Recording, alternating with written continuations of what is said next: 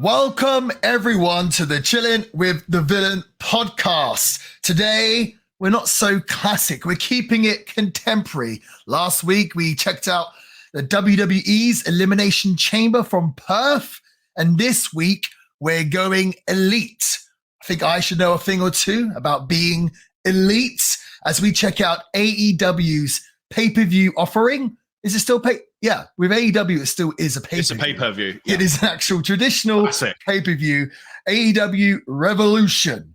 So will it be revolutionary? We will find out today. Sam, you've only watched a little bit of AEW, and now after watching this pay-per-view, I want to say you've seen a lot of AEW. Yeah, so this is actually only my second AEW pay-per-view that I've dabbled in the show a little bit, the Wednesday night, the Dynamite show, but this is only the second pay-per-view I've seen other than the one with Cody versus Dustin in like right at the start of the... And that was years ago, huh? Years ago, right? So it's kind of interesting for me to... I don't watch it every day, so like maybe people who don't notice like shifts in tone or in quality or anything. I don't know. But for me, last time I've watched that was what, 2022? Or 2021? The Dustin match, yeah, maybe 20. Yeah. No. Before the pandemic, 2019, I want to say. Wow. Okay. So, yeah, I've got notes.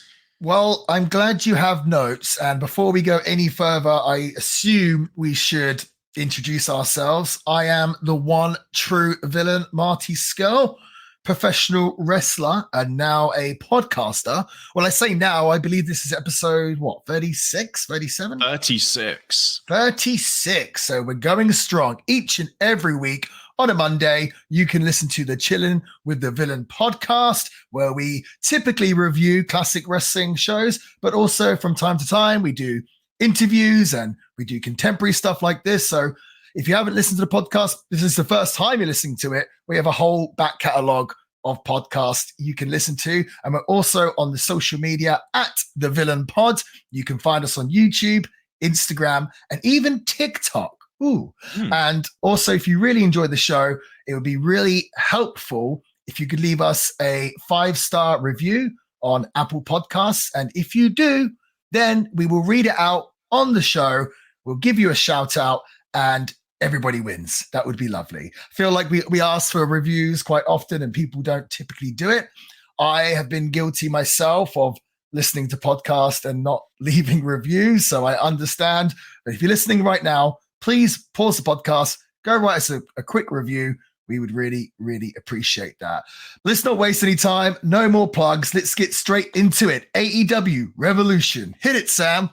March 3rd, 2024, Greensboro Coliseum in Greensboro, North Carolina. Have you been there? That stadium? You've been to Greensboro, haven't you? Yes. Yeah, I'm pretty sure that was the town Ring of Honor ran, or did NWA run there? When I first started coming to America and doing all these places, I feel like I just it didn't even go to my brain where we were. Now I'm much more interested in cities and arenas and venues. Back then, I just turned up and so I probably have been there, yes. Okay. The attendance, 16,878, which is still good. This is good. Well, Sting's retirement is clearly a draw for this. Bringing out for sure. Unless you count the 0-hour pre-show, which we don't, because that would be like 6 hours or something, which is obscene. The show wastes no time in getting to the action. However, I will waste a little bit of time getting to the action because although it was in the pre-show, I will just bring up, in the interest of being totally fair to AEW, I want to mention the video package they showed, showcasing like Sting's legacy. I don't know if you saw this because it was in the pre-show, but it was right before the main show. They tried like an emotive angle, and it wasn't like to the WWE like quality in terms of production or writing, but honestly, it was like a really good close second. This is AEW though, so of course it went on for far too long, but we don't always or I should say we always credit WWE for good opening video packages and talk about all the things like WWE do right and that AEW could do. So I don't want to give them the credit there. I just wanted to bring that up. Did you see that? I think I saw it. Do you not think it's a bit of a shame that wasn't on the pay-per-view, maybe the first thing we see on the pay-per-view? I always like it. I don't even know if WWE does this anymore. I think they do. But I enjoy the show opening with a video package, personally. Yeah, no, I totally do as well. I wanted to bring it up in case people didn't notice it because it's so funny. It's like you said, it's right at the end of the pre-show, but it's still technically the pre-show, but it really is an introductory package for the main show. I feel like they did miss a trick there, and it was a good one. Like, it was a good video package, so it is a shame if people missed it. Well, I will say I'm kind of getting ahead of myself, but the highlight of the show for me, I thought, was the video package before Sting's match when he's in the cinema and everything, or the theater. Yeah, so get to that. We will get to that. They are, it's AEW is a lot of wrestling, but they do have the abilities to make these videos. And I thought that one, the Sting one, I thought was really good. So more videos like that. That's what I'd like to see. Yeah, please. Anyway, to the action as promised. AEW TNT champ Christian Cage retains his title by defeating Daniel Garcia in an unnecessarily long 16 minutes and 50 seconds. This match, for me at least, I don't know what you're going to say, I feel like you may agree with me, starts the theme of the night, which is quality match could have been done in a third of the time. Would you agree with that statement? I wouldn't say a third of the time. Maybe I'm exaggerating. Maybe 12. Yeah.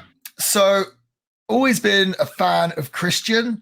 Daniel Garcia, I have some friends that are very close friends with him, and they always put him over. Always said he's just a great guy and everything else. Haven't seen too much of his work, so couldn't really comment on it. I'll say this. I thought this match with Daniel Garcia and Christian was excellent. Honestly, this might have been my favorite match on the show. I guess we'll have to go for the whole show. But I thought it was really, really good. I thought Daniel Garcia showed a lot of fire, great fire. I thought he was really good at selling. I thought his strikes were good. I really, really enjoyed this. I think the first half of the match, it maybe took a minute to get going, but I thought the second half of the match, I thought was really, really well done. And it's definitely the best match I've ever seen Garcia have. And it's pretty crazy that Christian can still go out there and do these bangers when he's got to be pushing 50 himself, right? I assume. I'd assume so. He still looks great for his age. Still looks great for his age. So what more can you ask for? Yeah. I actually haven't seen Daniel Garcia before. So completely new to me. So yeah. And no, I thought his in-ring work was really, really good. I still feel as if that he's trying to find himself as a personality or character. I don't think the new pants that he was wearing really suited him or looked good. I see what he was going for, but I don't think that's the final product or the finished product as far as Daniel Garcia is concerned.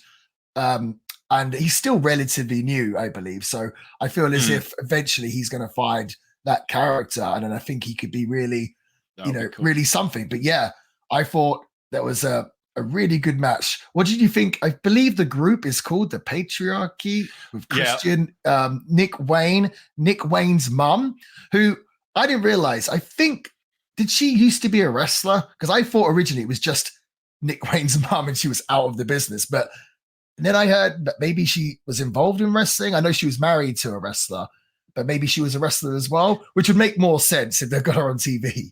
But then the fourth guy is Killswitch, formerly Luchasaurus. So there's a little group there that Christian has sort of surrounded himself in. How do you feel? Oh, I was going to ask you how you feel about the act, but actually the better question, this whole thing with Christian with talking about people's dead fathers. Nick Wayne's wearing a t-shirt saying Christian is my father. I do think that's really quite funny. And the entrance video for Christian, where it's counting down, like 10 down to 1, and it keeps coming up with these different words like generous and all this stuff about Christian, which I thought was really funny. It's very difficult to be a heel in 2024. I feel like Christian's doing a great job, but maybe borderline too good a job, because I feel like now when he says about someone's father being dead, the crowd is actually probably going to pop rather than boo because they're waiting for it, Because they're waiting for the bit, yeah. Right. So, but yeah, for me, really, really good match. Honestly, I didn't know anything that was going on with his group. And all I noticed is there's a lot of daddy theme in AEW. You've got daddy ass. You've got the patriarchy. People in the crowd having Christian is my daddy. Christian is not my daddy. We've obviously got Daddy Magic, who turns up later. definitely a thing going on in AEW for daddies. And I remember, I believe MJF referring to himself as daddy, which I actually did years and years ago on social media, years ago. Not saying I started the trend, but that was a thing that I used to do on Twitter. But and this was the first time seeing Daniel Garcia. Did he stand out to you, impressed or? Yeah, I actually was impressed with the entire quality of the match. And we love a banger opener. We've always said this for a pay-per-view, banger opener and banger closer. This wasn't like a spectacle, anything like nothing superfluous was really going on. It was just a solid match. And that is just as good for an opener for me. It doesn't have to be spectacular or memorable. It just has to be solid. And this was a very good match, honestly. Yeah. Yeah. I'm going to keep an eye out for Daniel Garcia in the future. Yeah, it wasn't Ospreay and Takeshita, but it's not supposed to be. Yeah, it's not supposed to be. No, exactly. They did a great spot in this match as well. Probably my favorite spot was the false finish when Christian was setting Garcia up for the spear, and he runs and he stops because his leg hurts. He sells his leg, and then Garcia gave him a power driver, and the crowd really brought that as a false finish, which I assume would have been hard because I don't think too many people thought Garcia was going to win this match. I don't think really he's been built up enough to be the TNT champion. But I think after this match, he's set himself up to argue a good case that he could be the next TNT champion. So yeah, bravo, guys. Very good. A lady that I don't know says Bryan Danielson is confident he will make Eddie Kingston tap out tonight as he knows his strengths and weaknesses, setting up our next match as the American Dragon. Just so we're clear, we're talking about Bryan Danielson, Daniel Bryan. So clear you got it wrong. Yeah, and not American Dragon Jake Long, the cartoon character, is defeated by champion Eddie Kingston, who retains his Continental Crown Championship, whatever that is. So it's 3 belts in one. Now, I only just got my head around the Undisputed Championship you were helping me get through the other week. This one doesn't make sense to me at all. I don't understand how these kind of work because they're 3 different promotions. I don't know. Do you know what this is? Yeah, I'm not really a big fan of this. I love Eddie Kingston, love American Dragon, Bryan Danielson. So basically, Eddie Kingston, he won, I'm not sure which one he won first, but he won the New Japan Strong Championship, which is essentially like New Japan USA world title. He also won the Ring of Honor World Championship. Then it was decided, AEW, they said they're going to do a new belt called the Continental Championship. And they did this whole, basically, it's all based off All Japan Pro Wrestling. Like All Japan had a Triple Crown champion. And I guess AEW wanted to replicate that.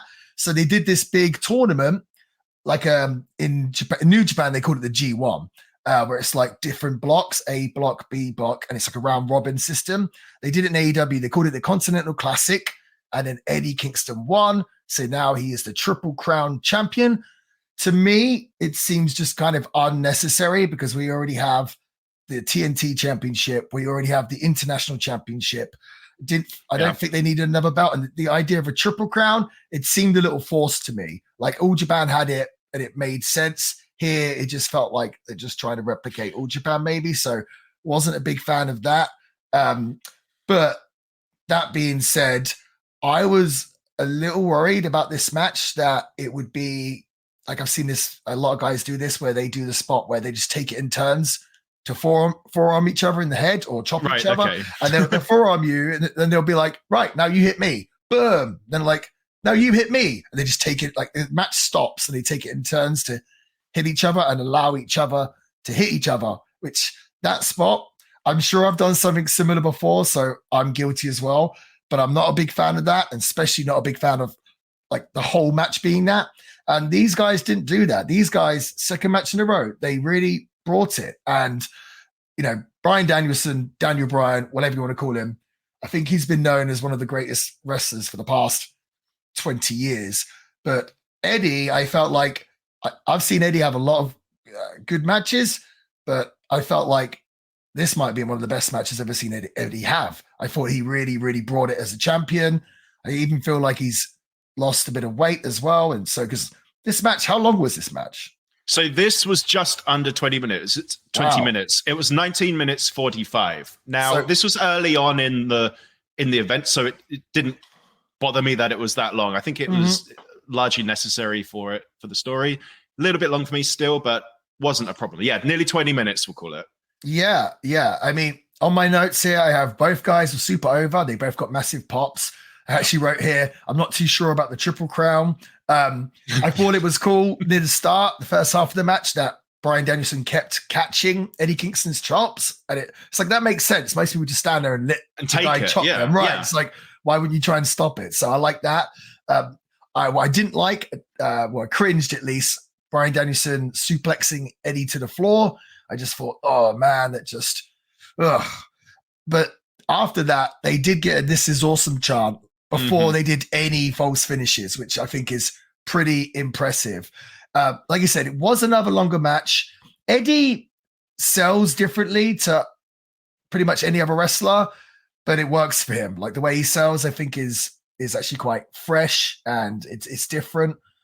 Some of the exchanges, some of the slaps from Bryan. I've wrestled Bryan before, and he hits very hard. So I was certainly cringing at the slaps from Bryan to Eddie. Like, I don't know how Eddie's jaw wasn't broken.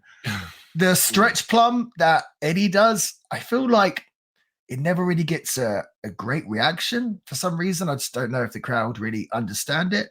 That would be my only critique of the match. I thought it was really, really well done. The fact that they went nearly 90 minutes shows just incredible endurance from them both. Yeah. You see people sometimes critiquing Eddie, but it's like, well, he went toe-to-toe with one of the greatest wrestlers of all time for 90 minutes live on pay-per-view. So hats off to Eddie. We love Eddie. And I feel like people have known him as such a good talker for a long time, but he's really stepped up in the ring. So 2 for 2. Great matches. Dude, solid. Yeah. I also really like the overall story that they were telling. So when you were expecting with Daniel Bryan in the back before the match comes out that he's going to have like a pre-match interview, but he's so focused. He just shadow boxes in the background and then doesn't even give an interview. He just walks straight out and the match like begins, and it's just very kind of authentic, which I guess that's like their sport angle, what they go for. I really enjoyed that. And then, so at the end, so Eddie defeats Bryan, which we talked about, and his motivation, his goal is he just wants like the respect and like a handshake from Bryan. And shockingly, Bryan shakes his hand to the disbelief of everybody. And I just kind of really like these kind of low stakes to us motivations that mean everything to them, you know, like, because we're not battling for this. We don't understand how much this means to someone, but like to them, it's huge. That's a good kind of driving force and motivation in storytelling. And if you think about it, that's what a title is. Like, why do we care that somebody wins a title? Because we don't win the title. We don't own that. But like to them, it's everything. So the handshake thing might seem trivial, but it isn't. I just really enjoyed that kind of refreshing scale of storytelling. Now, there's no saving the world, you know, no massive backstory is needed. It's just nice and simple. And then on I think it's a very simple story. Just like I had that in my notes as well. Just very simple story, just built on respect. Excellently told, yes. And they've had a few matches, I think, and Bryan didn't respect him, but finally he respected him to give him the handshake. It's not like, you know, Bryan tried to run Eddie Kingston over with a truck or anything like that. Just about respect. And a simple story to tell, and they told it well. And beautifully told. And then on top of that, the match itself was really good, which is just the icing on the cake. So I really like this one. Now, you mentioned that you really like Eddie Kingston. So do I. And then that got me thinking this week for a change. Brawlers. That's a very kind of interesting archetype in wrestling. And I was thinking, who are the top 5 brawlers in wrestling? So that brings us to Marty and Sam's top 5.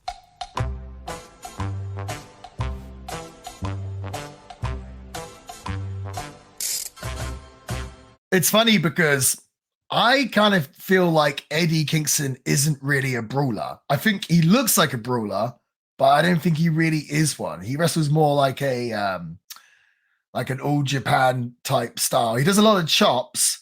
Right. I feel like I'd like to see Eddie be more of a brawler because they're kind of like a dying breed now. You don't really see too many. Right.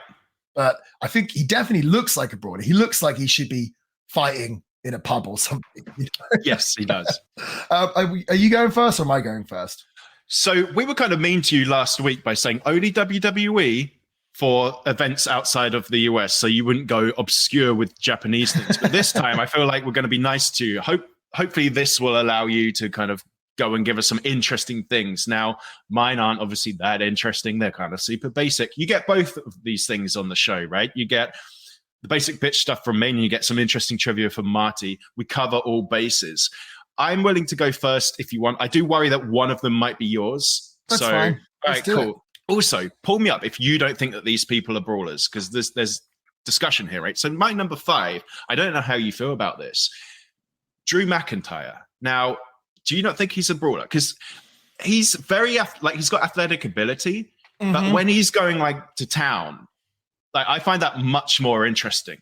Yeah. I look for that. I think you could make an argument for him as a brawler. I've wrestled Drew quite a few times, and I definitely felt it during and after the match. Remember one point he put me in the corner. He's like, 10 chops. Sorry, mate. I'm like, oh, jeez. Here we go. It was funny. Yeah.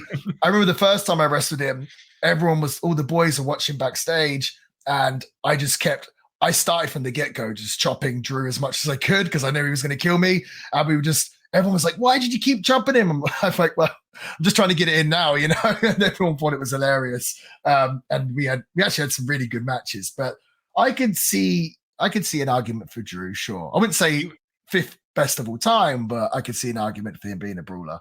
My number 4 is, again, pull me up if you don't think this is the case. I definitely think he is. JBL. Yeah, absolutely. Yeah. 100%. Okay, gotcha. With his massive clothesline from hell. And he's not only a brawler in style, but obviously with the APA, he's literally a backstage brawler. Kind of that's his persona. That's the gimmick, yeah. That's the gimmick. So it just works so well. I guess you could have Farouk in here as well, but for me, it's Bradshaw, right? All the way. Yeah, I think so. Absolutely. Okay. Yeah. Now, my number 3 is Sheamus. I really like that. I don't know what you'd call it. He's just a very effective striker. It's not kind of pretty. It's kind of brutal, the way he kind of attacks people. And I just really enjoy that. And it just it helps the fact that he looks like how he does and is built how he is. And that's just another complete package. It would be weird if he looked how he did and he was like a super technical, it just wouldn't work. Like it just complements him so well, his kind of style and technique. He's not doing arm drags in the opening match, is he, you know? Exactly. He's just a proper kind of bruiser. And it's just fantastic. So I always enjoy watching him when he comes on, and I have a certain expectation from him when he comes on, and he always kind of delivers. So yeah, number 3, Sheamus, he's a good one. Number 2, I don't know how you feel about this, because I imagine you will say, well, when he was stunning Steve Austin, he was very technical, but Stone Cold to me is just like quintessential brawler. Right? Absolutely. I think absolutely. As Stone Cold Steve Austin, that's essentially his gimmick. Right, his thing. Yeah. We've spoken about it before. He, at least for a handful of years, kind of changed the way WWE did their main events, where it was very much a lot of brawling, and Steve Austin kind of, brought that style to the WWE. So absolutely would agree with Stone Cold Steve Austin for sure. You just wait for him to stomp a mud hole. You wait for him to do the Luthez press thing, whatever you call it. You're just waiting for it, and he always delivers. Another one like Sheamus just always delivers. My number 1 is old ass, so hardcore legend, later years Terry Funk. Yeah. Right? Where Absolutely. He's just wild. Mm-hmm. Just swinging wild. Just, man. I mean, we talk about Roadhouse a lot on this podcast. By the way, we have to see the new Roadhouse when it's out on streaming. Sure. That's the controversy. But yeah, man, like Terry Funk, I think about him a lot when it comes to kind of brawling. He's just fantastic, isn't he? He's so authentic looking. I think the way Terry Funk, to me, he's one of the best. He threw one of the best punches of all time. Right.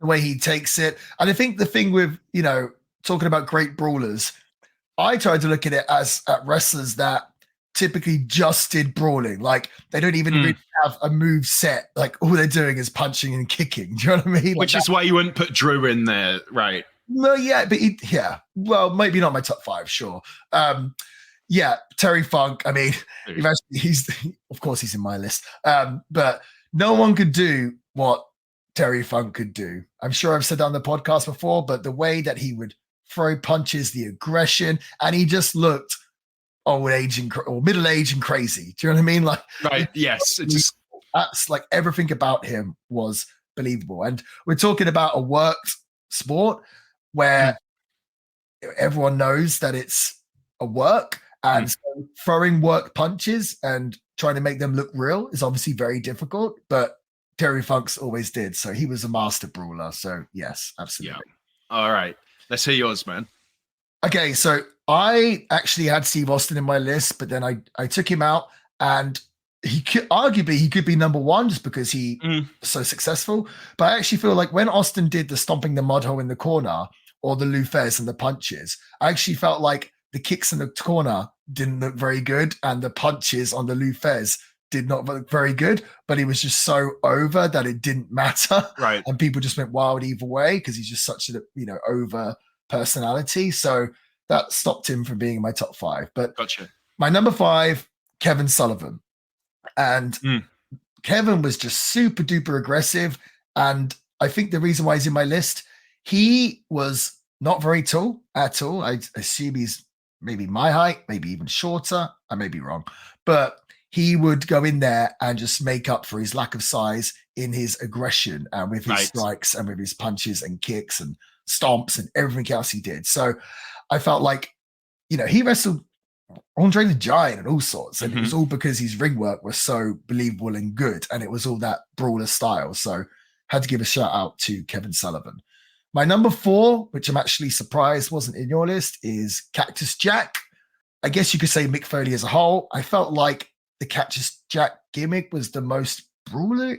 Yeah. Oh, yeah. I guess you could argue Mankind, but yes, Cactus Jack just, Mick Foley, he's another one that didn't sort of fit the mold of what a WWE superstar is supposed to look like. But if you have such believable work, then it's kind of like people can't really say anything. So, right. But Cactus Jack, I think, and Mick Foley as a whole, that match he had with Shawn Michaels, Mind Games, and just the punches and kicks, the aggression just made you really get sunk in. And it's like we're reviewing this show, and it's a lot of wrestling moves and pretty wrestling moves, which is cool, but you can really just get people in with doing really good punches and kicks. And Foley is a really good example of that. My number 3, the Lariat Stan Hansen. I don't know if you've seen too much of Stan Hansen. I've heard of him. Yeah. Well, he's a legend. Funny, his finish was the Lariat, and he pretty much always crushed people with it because he was blind in like one eye or legally blind in both, maybe. So he just threw it and hoped that it landed, but typically it would land in people's faces. But yeah, Stan Hansen just... Is he the guy who broke Bruno Sammartino's neck with the lariat? Yes, I think so. I think you're right, yeah. Okay, I have heard of him, yeah. Yeah. Wasn't the safest in the world. I guess not. Authentic. Yeah, definitely authentic. One of the most over guys ever in Japan. We should definitely try and watch some Stan Hansen matches from All Japan or wherever. That would be really cool. My number 2, kind of on the same theme, Bruiser Brody. Again, all he did was brawl. And, to me, not many people looks like one. Yeah. Right. Yeah. So Bruiser Brody, enough said. My number 1, I just realized that I haven't got Roddy Piper in my list, which I was going to bring. He's my honorable mention, but I didn't want to say it because I was counting on him being on your list. Well, I'm going to have a joint number 1, Roddy Piper and Terry Funk. Gotcha. And it's funny because, like I said, my top 5 and pretty much, well, your top 5 is a little bit more contemporary. My top 5 is all wrestlers from the 80s and the 90s. So it seems like the brawling style is a bit of a dying breed, like I said earlier. So maybe we need to bring brawling back into the world of professional wrestling. I had Rowdy Piper in my list, and then I thought, hang on a minute, am I just thinking of They Live? Just like that ridiculously long fight in They Live? But no, he was a proper brawler. 100%. Awesome, yeah. It was a good one. So he's an incredible wrestler, but I'm surprised. I thought kind of Finlay would have been in your list. He's kind of a brawler, right? To a degree, but I feel like he's such a good technician as well that kind surpasses his. Okay, yeah. Okay, and his gimmick in WWE was I'm Finlay and I love to fight. Yeah. But I consider him more of a technician, I'd say. Understandable. All right. What did you think of our top 5? Did we miss anybody out? Of course we did. Our top 5s are very different. There's so many people that I could have so easily put in here. Sure. I think people are going to be upset that we didn't mention The Undertaker. I guess he's a brawler. Yeah, they probably will be. People could do their own top 5s. Comment on the video below. If you're watching on YouTube, leave a comment and tell us your top 5 brawlers of all time. Yep. And tell us how wrong we are. We're from the Xbox Live Arcade, like COD Modern Warfare era, so we can take the bullying. We can take the online bullying. Okay? Trust me, I can take the online bullying. Right. Yeah. I'm still standing.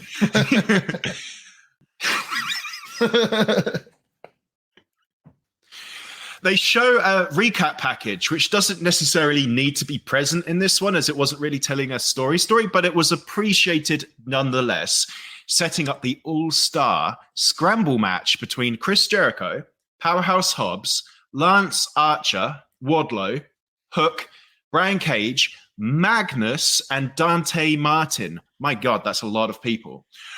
Wardlow wins it. And what's funny is this was the shortest match of the night so far, despite the fact that it's got more people than anyone, in 15 minutes, 45 seconds. Now, you know that I like a championship scramble. In fact, I put it in my top 5 gimmick stipulation matches.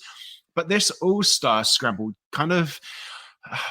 it didn't really do a lot for me. I felt like there's a lot of kind of stagnant moments in it. I don't know. Do you agree with me, or did you find anything in this that perhaps I didn't? Well, first of all, I thought it was funny that this match, which had no story, had a video package, but the first 2 matches, which kind of had stories, didn't have video packages. So maybe they just felt like this match needed a bit more help. So originally they announced this as a Meat Madness match, and I think it was supposed to be a freeway with Will Hobbs, Wardlow, Lance Archer, and maybe they were going to add some bigger guys. Maybe they were going to add Miro and Keith Lee. And I'm not a big fan of that. And the idea that they're calling it Meat Madness, I think is, but that's not a stipulation. That's just what they were calling the match. The big thing online is like meaty men slapping meat or whatever it is. And typically you put a big guy against a big guy, to me, doesn't really work, because you kind of like, you're taking the things that make that person special and kind of taking away from them, So not really a big fan of that. I guess injuries and stuff, they turned this into an 8-man scramble. To me, this just seemed like an excuse to try and get different people on the pay-per-view that they wanted to have on the show. I'm sure they want to have Jericho on the show. Obviously. They want to highlight different guys. I'm not a big fan of multi-man matches. Typically when they do them, no one really gets over, it feels, and you can't really tell a story. This, despite having a lot of great talent in the match, it felt like there was a lot of sort of contrived spots. There was a lot of people just waiting on the floor and just standing there. Yeah, that's what I meant by stagnant. Which is really hard, I think, for the crowd to get into it, because they're just like, why is that guy not running in the ring? So even if they're doing a good high spot in the ring, it just takes attention away for the people and they can't really get into it. Like, if I asked you who stuck out in this match, does anyone come to mind?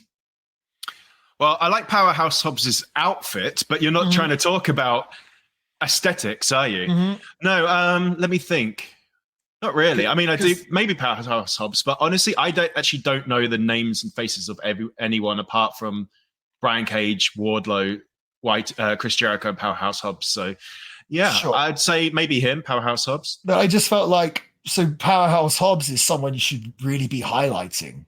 Yeah. And in this sort of match and environment, he's not going to get over. They have high hopes for Hook, Taz's son.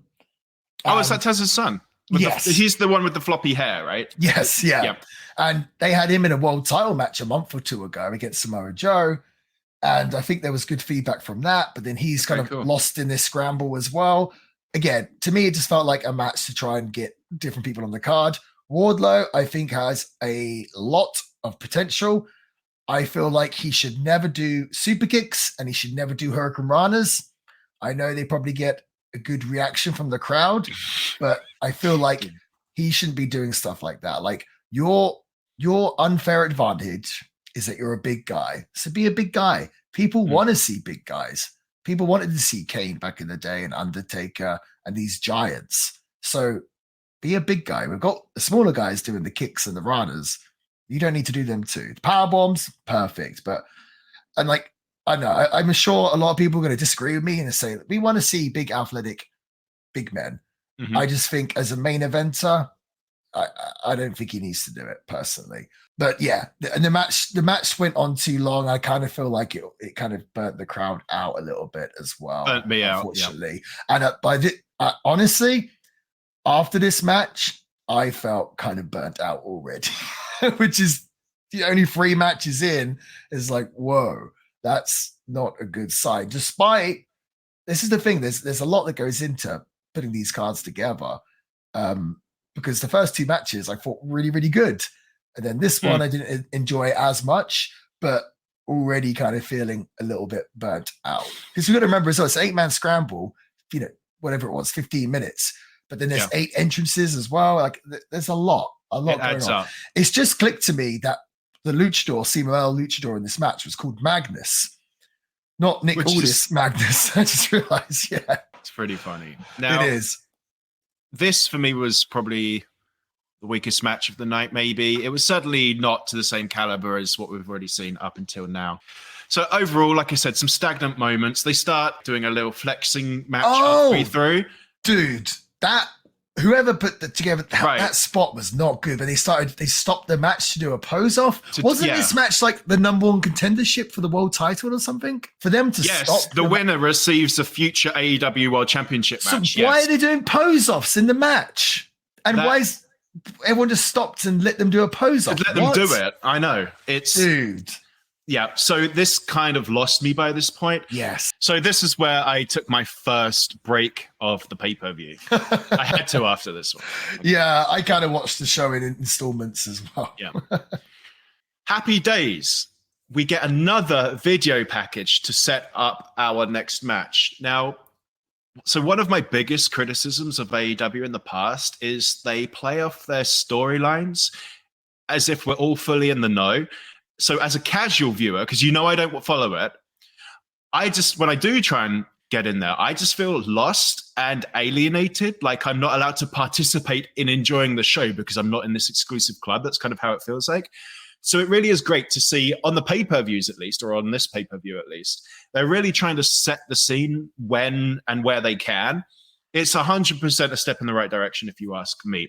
Now, they do often prefer to kind of lean on the commentators or Renee Young or someone to kind of provide exposition, but actually kind of like showing it in a package is such a different. It really helps solidify what's going on, especially if it's coupled with some sort of kind of interview style edited in, like they did here with Roderick Strong.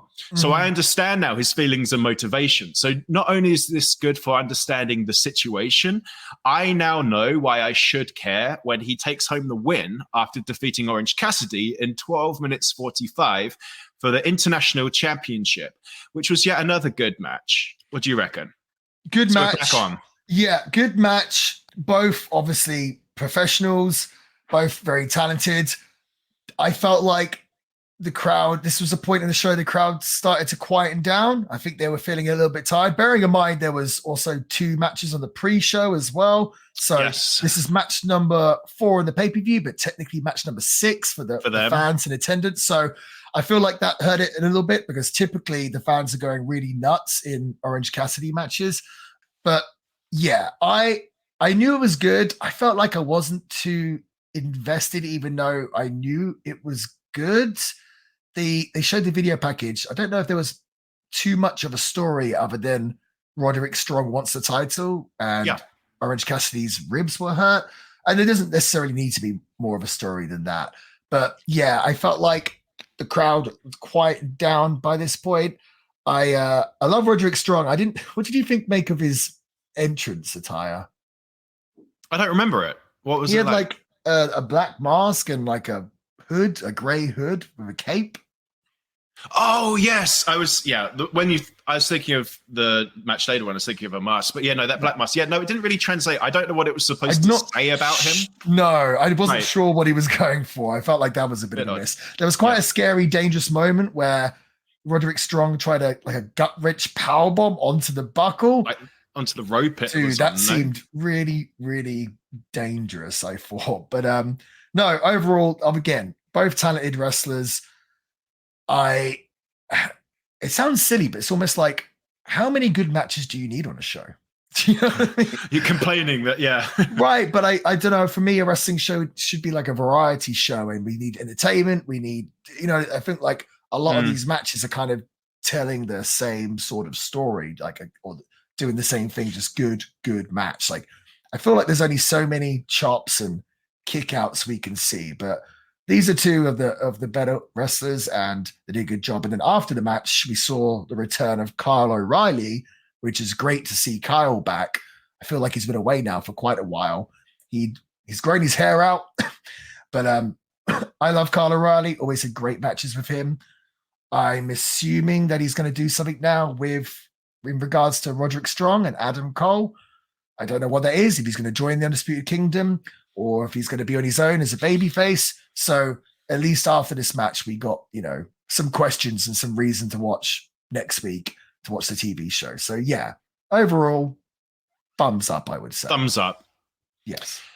FTR, face lock, toe hold. I don't know what that stands for. FTR take on and lose to the Blackpool Combat Club, who to me are Dean Ambrose and Cesaro. Now, long matches make me cry. This was over 21 minutes long, for God's sakes. But there was greatness in here, I thought. It was a match that could be described as quite grumpy and violent and a little bit gross. It was a good match, but again, I feel like maybe half the length. It could have been a great match.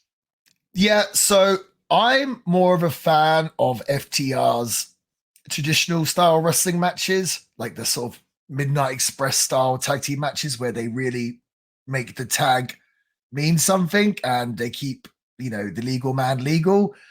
It feels like for this match, they kind of threw the rule book out the window because there was a lot of times where just like all four men were in the ring and I couldn't tell who was the legal man, and that kind of takes me out of it a little bit. That being said, they did do a lot of really cool and innovative spots. I felt like the first half of the match, the crowd was they were struggling to get the crowd because the crowd was burnt out, but they did a really good job of waking the crowd up. Like the second half, the crowd got really, really into it. And FTR have always been popular, and obviously Mox is probably one of the most over guys in AEW. So he's a brawler, right? Would you say he's a brawler? Yeah, I'd say so. But no, I felt like there was some really signs of excellence in this match. Agreed. I feel like the Death Rider at the end would have made for a great finish. I do sometimes question. Is that the double team move that FTR do? No, like John Moxley's double arm DDT. Oh, yes. Yeah. Okay. Yeah.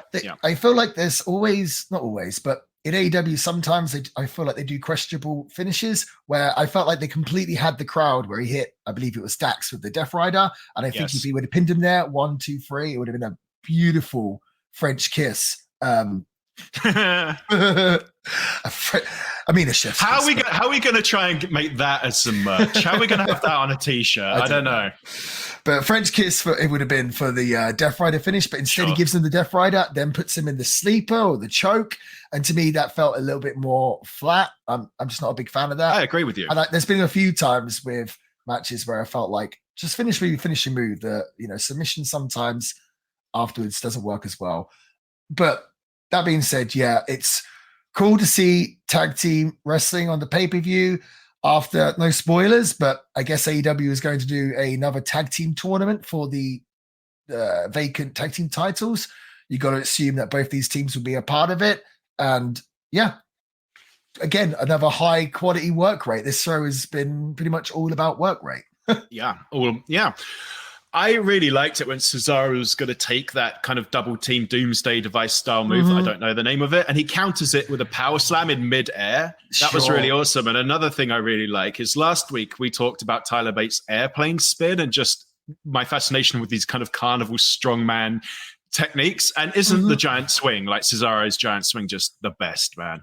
Well, I also felt like the giant swing and then John Moxley hitting the dropkick, I feel like that would be a great finisher. That would have been, actually. It would have been a great finish. I feel like you're right. There were so many great moves in this match, which could have been great finishes, and then they finished the match with a sleeper. And it's like that body slam thing from the Doomsday Device. That would have been a great finish. That would have been. Right.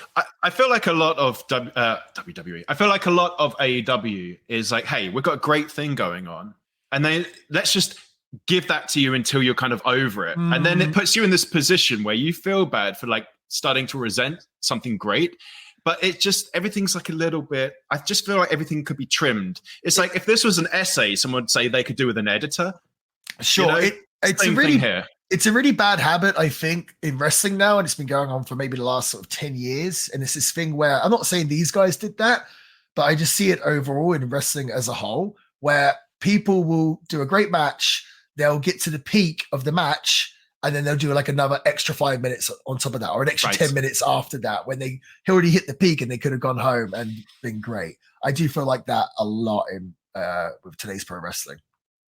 Yeah, I do. And you know, like I have to tie it back to video games. People think they get money's worth with like their 50, 60, 100-hour games where they're just doing busy work and nonsense. But just give me a tight, crispy 8-hour campaign. And I feel the same with pay-per-views and wrestling and even the shows. Like, how long is Raw? I don't even know how long that is. I don't really feel like you're getting value by something necessarily being longer. I feel like you get more value out of something being more tight. But yeah, like it doesn't seem to be what they're going for. I've always said this. If you go see a stand-up comedian, you don't want to see, you know, even if it's your favorite comedian, you don't want to see them talk for 4 or 5 hours. If you go see one of your favorite bands, if you go see a football match, you don't want to be there for 5 hours. So it's funny because pretty much all these matches have been really, really good. Yeah. But it's this point in the show where you're starting to think like, you're getting kind of worn out by it, you know? So it's an odd one because what they're doing is good. It's just maybe too much of it and just too long, maybe. I agree. I think this is going to be a hard one to rate at the end of the episode. It's, it's difficult, but we'll try and get there. We get a video recap package again explaining Deonna Purrazzo's and Toni Storm's falling out. Again, thank you for the video recap. Because otherwise, like, why would we care if you're just going to see it? Yep. I greatly appreciate these. They help me out a ton, like I said. Anyway, Toni beats Deonna in just over 12 minutes and retains her AEW Women's World Championship title belt. Now, this match, so it was okay. I feel like it was kind of on par for me, like quality-wise with that Scramble. It wasn't as good as like the highest things we've seen. But honestly, the spoiler is this pay-per-view, the worst matches are just like are okay. Nothing on here was a dud.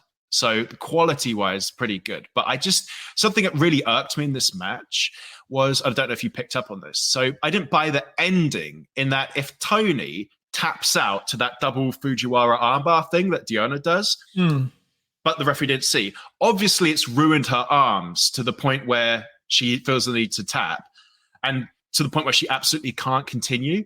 Yet she manages to effortlessly pick up Deonna for a pile driver, which I assume is all your arms, to win. You know, I thought your arms are supposed to be noodles, Toni. And like now Moxley in the last match did like a Hulkamania kind of get up and just stomp around no cell thing, which irked me to no end. But that was just a bit in the match. It wasn't like pivotal to the finish like this was. And it just took me out of it right at the end. I don't know why they didn't try like a hurricane, you know, like something where that doesn't need arms at all, like something clever, but just to like pretend your arms are broken and then do a pile driver. Might as well have done a triple power bomb. You know, I'm already divorced by it at this point. No, I felt like, well, I think this was the shortest match on the show, and it was the only women's match on the show, and I think that's a shame. And I'm sure both these ladies would have liked more time on the show. So, and I think the fact that it was only one women's match, they probably could have taken some time off the Scramble match and gave it to the women here. And this was a world title match as well, you've got to remember. My biggest critique, I think, is the beginning of the match. They had Mariah May come out dressed up as old Toni Storm. Yes. Knowing that later in the show, in the main event for Sting's retirement, they were going to have his sons come out dressed up as Sting, which was an awesome and beautiful moment. I thought that was really, really cool. But I have no idea how this slipped through the cracks when producing the show. Did nobody go, you know, okay, we're going to do this idea with Toni and Mariah May. Did nobody go, hey, we're doing that in the main event for Sting's retirement? but they did the exact I never picked up on that. Three matches. It's the first thing I thought. 3 matches earlier. I thought that's to me that was very, very peculiar. You feel like kind of robbed it of the Sting parts, like the majesty of the Sting part, by virtue of you already seeing it in a match a few matches. Yeah, before. I agree. You see dinner before your dinner. It just there we go. I felt like it was a cool spot, and she was pretty convincing. Mariah May as Toni. I think a lot of people certainly fell for it, but I don't think this show with Sting doing it was the right time for it. So that was that kind of irked me a little bit. But no, the just story here I think just needed more time. We get another video recap. Many thanks to set up Will Ospreay, someone I do know, defeating Konosuke Takeshita, who I've never heard of, in a mind-numbing 22 minutes. But this did rock. However, I feel like this is the kind of match where like your mileage might vary depending on if you like this style of wrestling or not. I have quite a high tolerance for it. I bet you bloody loved it. But if something is good, can we just have it done, like where it's shorter, sweeter, and more impactful? Like I said, this started to go on so long, I started to resent it. I was like, man, this is so good, and I feel guilty for resenting it. But it was really good. It was really good. I mean, literally, I've got more to say about it, but my only note that I actually have down is crazy good match. Best way to describe it. Yes, it was longer, but I felt like they structured it really well. Will just shined for a very short amount of time at the start. They did a very short amount of time of heat, and then they just went straight into the go-home stretch. So the go-home stretch was probably way over 10 minutes, 15 minutes, whatever it was, of false finishes, big high spots, innovation. The only thing I could say about it, I'm not too keen on a lot of the, I guess they would call them fighting spirit spots, but I felt like some of these were on the edge of just being no-selling. There's one point. I've got that in my notes as well. Yeah, I think we're going to talk about the same bit. At the same time, the crowd's going absolutely insane for it. So I don't think I can really critique it. There was one point when Will does like a backflip off the person's chest, and then he gives the enziguri, and Takeshita took it, and then straight away gave Will a German suplex. And I just felt like, why did he not just miss the enziguri? Why did he just duck it, then give the German? But the idea is with this style of wrestling is the reason why this kind of fighting spirit or no selling happens is because the idea is that you're steering the audience like the direction in one way, but then you swerve them and you give them something else. So like a move you weren't expecting. Will takes a move, so you're not expecting him to run and hit the hidden blade straight away. And that's what gets the crowd to come off their feet. But yeah, 2 of the best in the world. I thought it was probably the best match definitely the best match on the show, depending on what you like, I guess. I do wish they would present Will Ospreay as a bigger deal. He did his debut a week or so ago, and he came out and he was just like in a tracksuit and stuff. I've said before, Tony Khan owns a private jet. Have Will turn up in a private jet, suited and booted, have an entourage of him, a posse with him, security, present him like the biggest deal ever. Present him like Floyd Money Mayweather. Right. Present him like Conor McGregor. Was this his first AEW pay-per-view showing? As a contracted talent, yes. Yeah. Okay. But he has done pay-per-views before. Gotcha. Yeah. Okay. But no, I agree with you generally. Yeah, I think the same thing. I'm sure this got like 7.5 stars from Meltzer or whatever it is. Oh, yeah, probably. Yeah. Oh, I mean, there really were some impressive moments sprinkled throughout, to be fair. So the Takeshita's German suplex that you mentioned about was absolutely stunning. It was wonderful. And Ospreay does a career first. He briefly sells something. So that was nice to see. No, Will does. But Will is very, very good. But go on, sorry. He's insanely good. I'm joking. I'm just criticizing that kind of what's it called? Fighting spirit. Yeah. Like I said, I've got quite a high tolerance for it. I really feel like, to me, this was the best match of the night, but it's an acquired taste. The crowd, though, like you said, was super into this match, and I was too. So thanks, crowd. It was really good. Yeah, again, I feel like Will is completely untouchable in the ring. And I guess for most that's enough, but I feel like he could still be more than just the world's best wrestler. Do you know what I mean? I think he could be even more in that, just a few slight changes in the presentation. Because when he comes for sure. Like I'm talking about like the promos and stuff, because he comes to the ring and his gear is fucking phenomenal. Sorry. His gear is phenomenal. His ring jacket, it looks like it's cost $10,000. That's awesome. So let's do that for the promo stuff as well. He should be doing the Ric Flair kind of stuff. Yeah. Shouldn't he? For sure. No, I absolutely. Think so. I completely think so. Agree. Maybe Will wants to be more down to earth yeah. and relatable to the fans. But to me, I'm just like, if you're being presented as the best wrestler in the world, which arguably he is, like, run with it, lean into it. Do you know what I mean? Right, yeah. And he's from Essex, right? Correct, yeah. So there's something inherently gaudy about Essex, no offense, that like would just play to it as well. Absolutely. I think it really would be an amazing kind of package. Yeah, so I agree with you. So. Another video recap. Now I know why Hangman Page, Samoa Joe, Swerve Strickland knock each other around for a wince-inducing 19 minutes and 40 seconds. Joe retains his World Championship belt. I like all three competitors here, but this took for what like felt like forever to get off the ground. And by this point in the pay-per-view, honestly, I kind of just wanted to see the main event and wrap things up. I think you weren't alone in thinking that, and it's a real shame because Strickland has been one of the hottest guys in the company for a while now. Joe is obviously Joe's Joe. He's an amazing talent. Hangman, I think, is fantastic. I felt like it was a very good match, but was hurt by the fact that it was this late in the show. People, they just watched like an insane, crazy match with Ospreay. They're waiting for Sting's retirement match. Right. And I felt like it feels like they're still trying to present Swerve on like the heel side of things. I think ultimately the next pay-per-view, it should be Swerve as babyface fighting Samoa Joe as the heel champ. And I feel like Shane needs to win. Swerve Strickland needs to win the world title, but as a babyface, I think it felt like this match was just to tide over for pay-per-views. Because obviously, if you're going to have Strickland win the world title, you don't want it on the same show as Sting's retirement. Okay.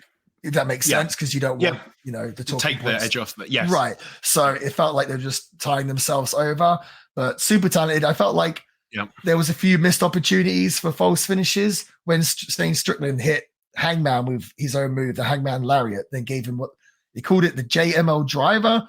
I felt like you could have got a really good false finish from that because the crowd was super into it, but he hit the JML driver and straight away Joe, I don't know if he threw him out the ring, whatever it was.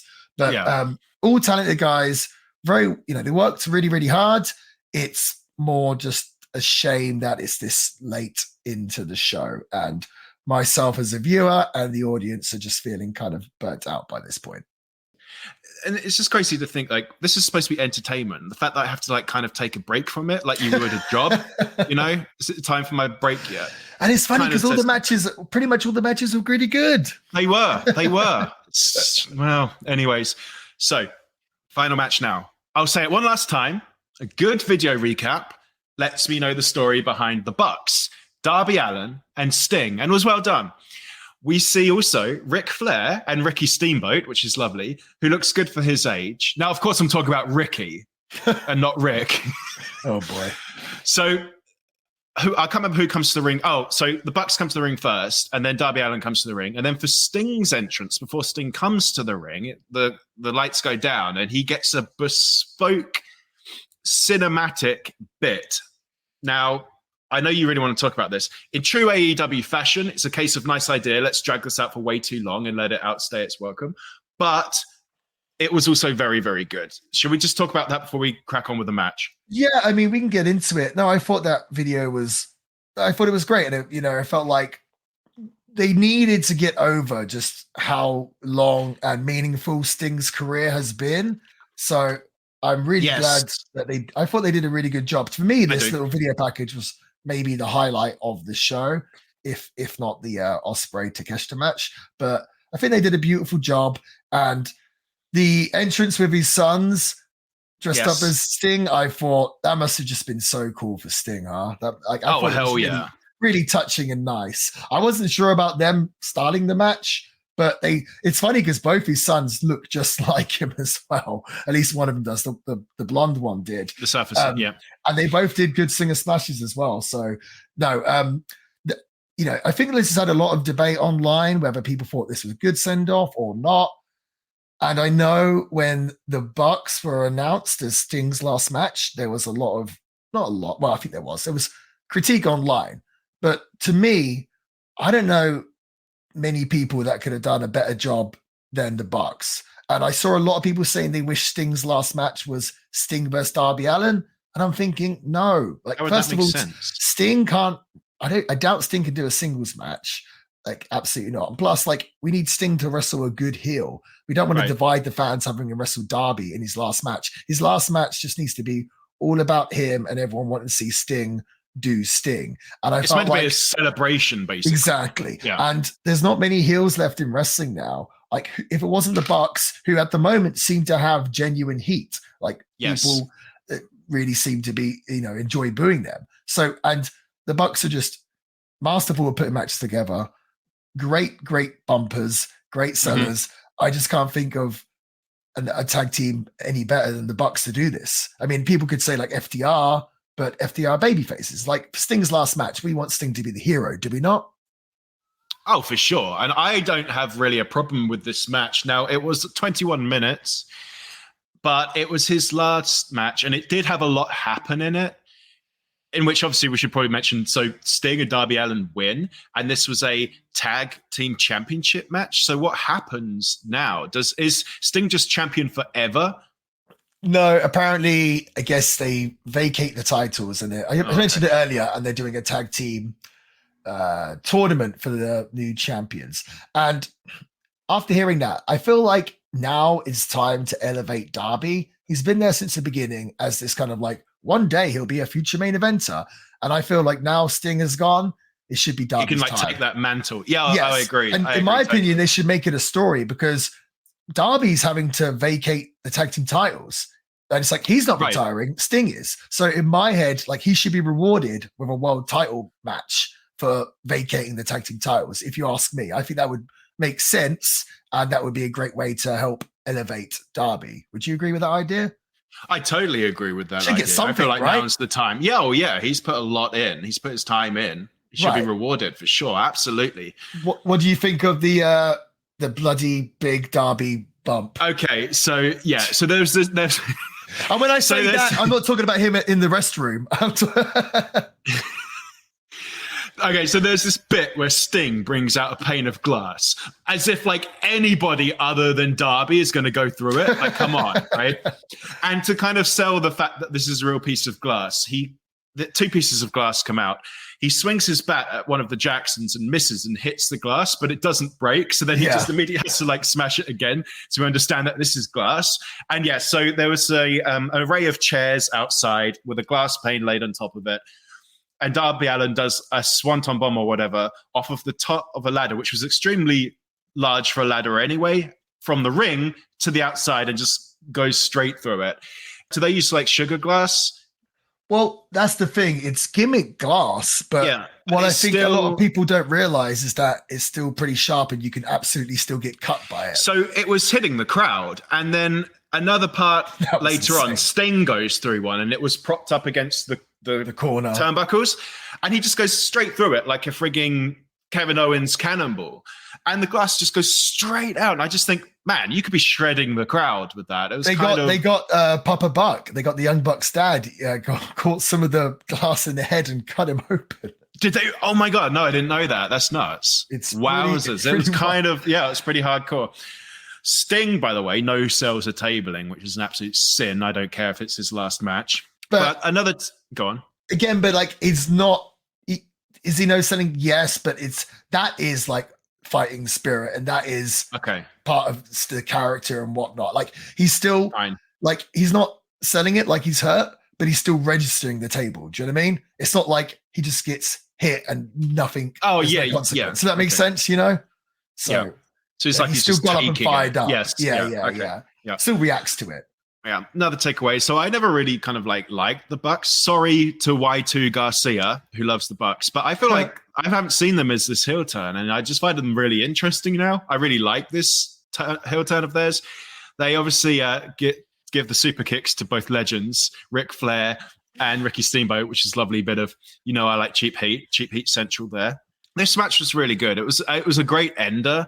I'm not talking about necessarily for Sting's final match. You said there's some debate there. I thought it was, but I'm just talking about for the end of the pay-per-view. It was a lovely little buttoner. Like I said, it was long, but there was so much going on that it's fine. You know, I feel like it warranted the duration that they gave it. At the end, Darby Allin gets the microphone, says to the crowd, he's like, we've got 3 minutes. We've still got 3 minutes. And I'm like, how dare you? No, you don't. Not with me, you don't. I'm ready. I'm done. Well, just my take about, apparently Darby, I was told that he needed over 100 stitches. Jesus. For his back. Yeah. It was great. So I just really worry with Darby. I think he's a tremendous talent. I get why he wants to do this crazy stuff. I feel like he wants to build up that equity with the audience, which I understand, but I just feel like there's only so much luck that you have. And I really worry that one day luck is not going to be on his side and he's going to get seriously hurt. It's like, we've seen so many wrestlers end up in really bad conditions and in wheelchairs. And I just would really hope Darby wouldn't go that way as well. And I just think he's such a talented wrestler. To me, he doesn't need to do all that crazy stuff. And it's like, maybe he did need to do it before. Now he doesn't, in my opinion. So, I mean, you obviously got to respect the balls to do something like that. But no, I thought this whole Sting retirement was done really, really well. The fact that Sting can do this at 64 is absolutely insane. He's been wrestling longer than I've been alive, which is insane. And I'm old, right? And I guess my last finishing note: how much do you think AEW paid to use Seek and Destroy? Oh, I know. I was going to ask you that. Is that their? I didn't. So I was going to say, do they already own these, or did they get them specifically for this? They would have just got the rights to play it for his entrance and for after the match, which probably would have cost an absolute fortune because it's one of the biggest bands of all time. So right. So the production of this pay-per-view was high, and that count. Like we're talking about paying for the music as well. Like it was high production values. So it was a solid show, honestly, man. All around. Yeah. Surprisingly for me. The story of the show is lots of great matches, but just too long. That's it. 100%. I feel like if you have the tolerance for just sitting there and you just want quality wrestling, I could see someone say this is 5 stars, this pay-per-view. Sure. To me, we'll get there. I mean, hell, should we get there now? Sure. All right. So, Marty, best match of the night. I feel like you've already said what it is, but Ospreay and Takeshita. Honorable mention Christian and Garcia, but Ospreay and Takeshita. Yeah, Ospreay and Takeshita for me as well. Worst match of the night? Scramble. Yeah, I'm going to say the Scramble too. All right, my God, this is going to be quick and easy. I was going to say this is going to be very hard to rate. It seems like I don't know what to rate it. I think overall, I'm going to give it a solid 3.5. Oh man, it's like great matches, but it just kind of took it out of me. So that's funny. No, I was going to say 3.5. It would. I would give this a 4. Sure. If it didn't have problems, which it did, like timekeeping problems and just like it was super solid. It was just too much of a good thing, I guess. Too much of a good thing. It was draining. More is more, as you say. It didn't need to be like that. Sometimes less is more. Yeah. So give our 3.5s, like take that with a grain of salt. If you love quality wrestling, then call this a 4, call this a 5. It was just a little bit too much of a good thing for me. But if that is your criticism, like, oh, what was so bad about this pay-per-view? And we're like, it's too good. Like, it's too much of a good thing. That's a good place to be in. They've really stepped it up since like the last time I watched the show, at least. So really good for AEW, step in the right direction in my book. So yeah, glad that we covered this one. It was a slog. Would you recommend it to watch, considering people have to kind of dig it out? I don't know how. I would recommend particular matches. Cherry pick the matches. Yeah, I would say so. I would say so for sure. Honestly, super solid. I was pleasantly surprised. Really good. Really good job. Awesome. Well, everyone, we hope that you've enjoyed our contemporary visit in professional wrestling as we reviewed AEW. If you did enjoy this and you'd like us to cover more modern stuff, please let us know. If you did not enjoy it and you prefer the classic stuff, then let us know as well. We are all ears and we're forever trying to grow this podcast, improve everything else. So we really, really would appreciate your feedback. But Sam, give us that feedback. Yes, I believe that's all we have. We don't want to do too much of a long podcast, so I believe that's all we've got time for. Right. Yes, we're going to lead by example. We can't say that it was going for too long and then just drag this out ourselves. So we'll just nip this in the bud right now. Appreciate everybody who listened. Leave comments, leave us reviews. We appreciate every single one of them. And until then, have a good week. Till next week.